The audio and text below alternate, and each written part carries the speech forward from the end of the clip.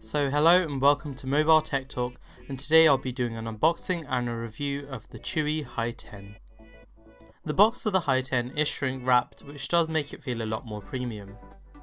On the top you have the tablet wrapped in an anti-static bag.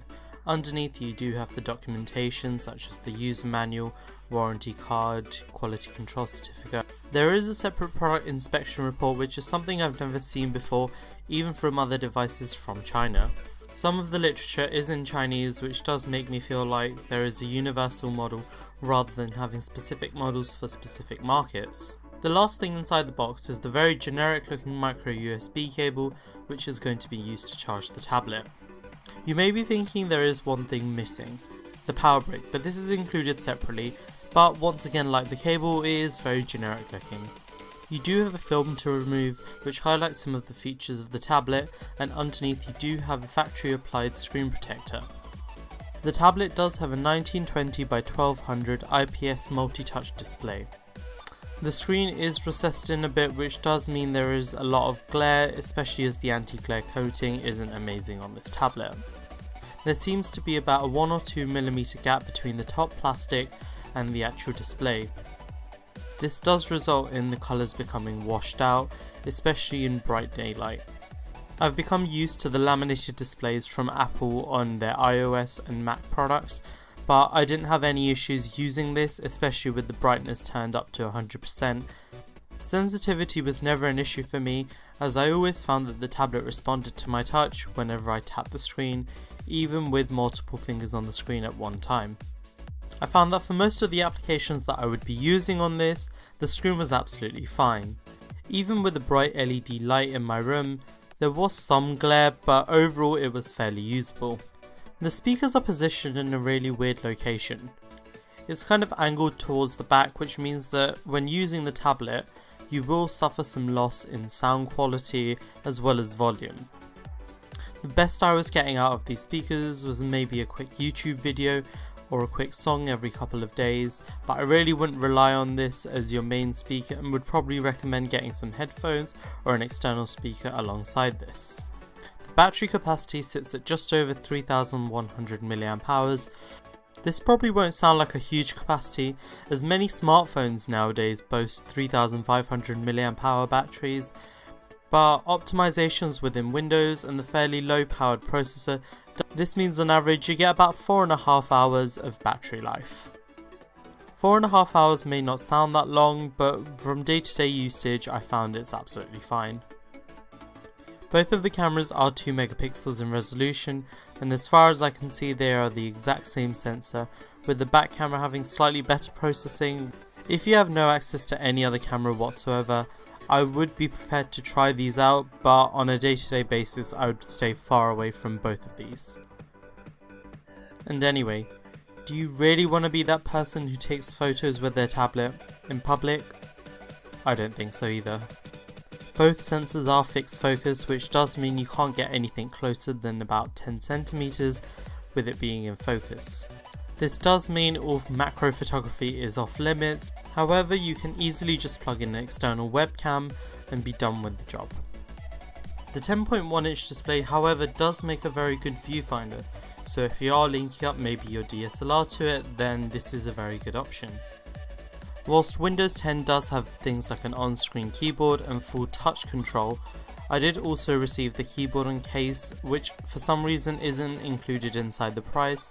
The keyboard did feel a bit narrow initially, but after a while I did get used to it and I was able to write between 45 and 55 words per minute.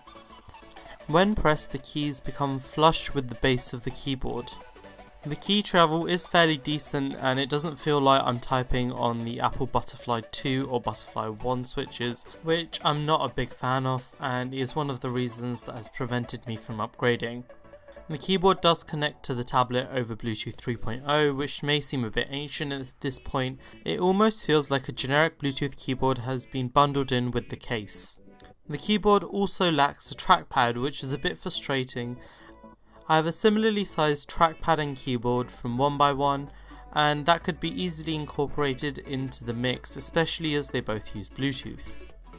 In order to bring the tablet and keyboard into a writing position, you will need to move the keyboard right to the base of the case, and after that the tablet will recline in a comfortable position. There is also a keyboard which incorporates a trackpad and uses the pogo pins to connect to the tablet. That solution is a lot neater because you never actually have to charge the keyboard up. The pattern on the plastic keyboard is there so that fingerprints do not show up as easily. The tablet takes about 10 seconds to reconnect to the keyboard from sleep, and this does mean you are slightly delayed from when you can start typing in your password.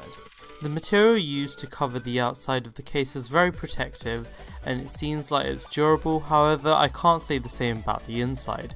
The material did become a bit grubby even over a short period of time, so I don't know how the durability will be over the long term.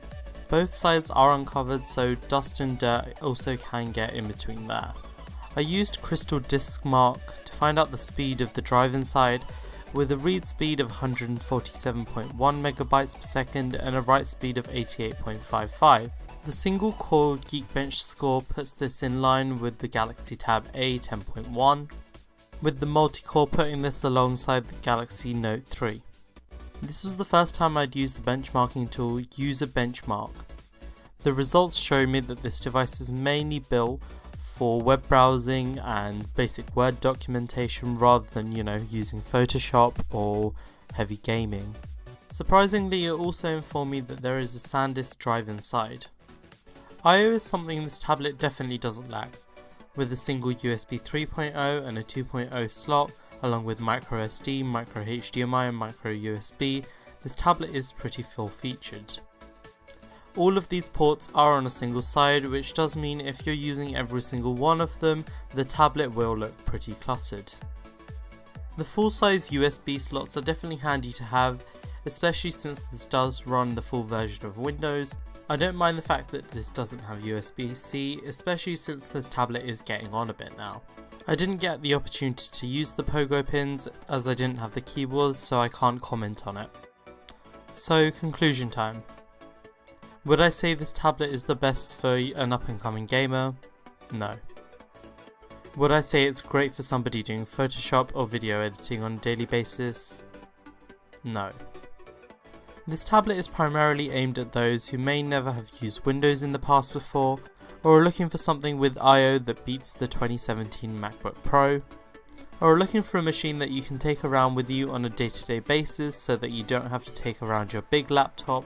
There are some flaws such as the rear-facing speakers, or that the display isn't the brightest, but I could probably get over those, especially since the most I'm going to be doing on this machine is probably web browsing or writing up a Word document, especially if you're in the market for an Android device. As this boasts Android 5.1, I'd probably recommend this even over a Samsung Galaxy Tab S3.